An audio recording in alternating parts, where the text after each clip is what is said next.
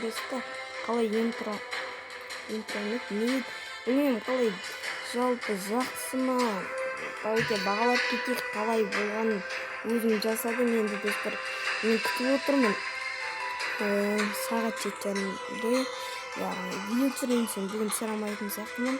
Достар, мастерге 44 очко қалды, 44 очко.